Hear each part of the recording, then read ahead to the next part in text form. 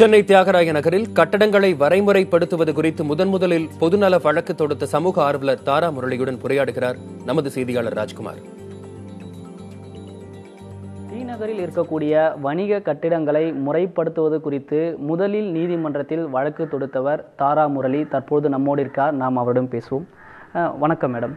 அதாவது 19 வருடத்திற்கு முன்னாடி அந்த தீநகரில் இருக்கக்கூடிய வணிக கட்டிடங்களை முறைப்படுத்துவதற்காக வழக்கு தொடர்ந்தீங்க. இன்னும் முறைப்படுத்தப்படாமல் இருக்கு. இதற்கு என்ன காரணம்னு நினைக்கிறீங்க? 2006லேயே ஜஸ்டிஸ் ஏபி ஷா ஆர்டர் கொடுத்திருந்தார். That not only T Nagar சிட்டியில் எல்லா வயலேட்டட் பில்டிங்ஸும் that were built before 99 should be regularised. T நகரை பற்றி தனியாக வேறு டிராஃபிக் ராமசாமி இதை கோர்ட்டுக்கு எடுத்துன்னு போனார். அதுலேயும் தே செட் இதை மானிட்டரிங் கமிட்டி பார்க்கணுன்னு. ஜஸ்டிஸ் ஷா ஆர்டரில் ரொம்ப கிளியராக பார்க்கிங் அண்ட் ஃபயர் சேஃப்டி இதுதான் சிட்டிசன்ஸ் நீட்ஸ் அண்ட் அதை அட்ரெஸ் பண்ணணும்னு.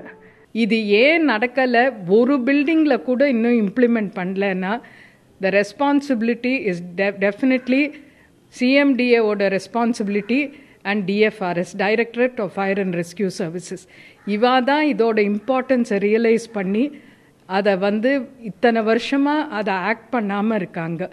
இது அவள் ஏன் பண்ணலன்றது எல்லாருக்குமே தெரியும். கவர்மெண்ட் இன்ட்ரெஸ்டடாக இருந்தால் தான் administration will also be interested.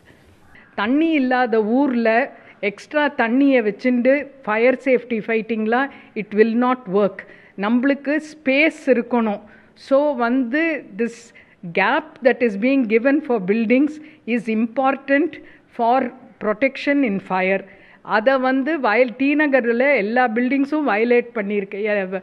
Commercial buildings many of them அதை வயலேட் பண்ணியிருக்கு.